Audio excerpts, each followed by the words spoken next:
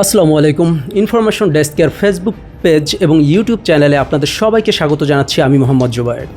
যখন বাংলাদেশে কোটা বিরোধী আন্দোলন চলেছিল, সেই আন্দোলনকে সমর্থন করতে গিয়ে বিক্ষোভ করেছিল সংযুক্ত আরব আমিরাতের বিক্ষোভ করেছিল বাংলাদেশের প্রবাসী শ্রমিকরা।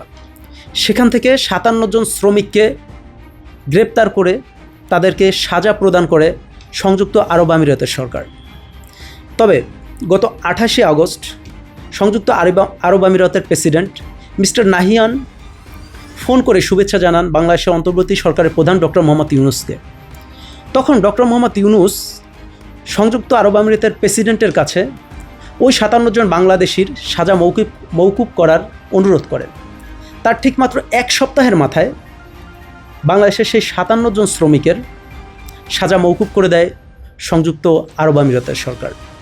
এটাও ডক্টর মোহাম্মদ ইউনূসের আমি মনে করি কূটনীতিকভাবে দ্বিতীয় সফলতা। তবে কূটনীতিকভাবে ব্যর্থ হয়েছে সরকারের আসন্ন নারী টি-20 বিশ্বকাপ আয়োজন করতে না পারায়।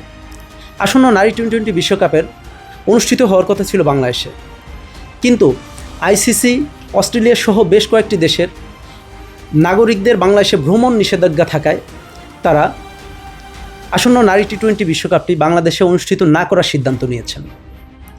যদিও বাংলাদেশের যুব ক্রীড়া মন্ত্রণালয়ের উপদেষ্টা আসিফ মাহমুদ তিনি বলেছিলেন তারা আইসিসির সাথে প্রয়োজনে কথা বলবে এবং বাংলাদেশেই আসন্ন নারী টি-20 বিশ্বকাপ অনুষ্ঠিত করার চেষ্টা করবেন, কিন্তু কোনো চেষ্টাই কাজে দেয়নি। অতএব এক্ষেত্রে মনে করি যে কিছুটা হলেও এই অন্তর্বর্তীকালীন সরকারের কূটনীতিকভাবে এটি একটি ব্যর্থতা।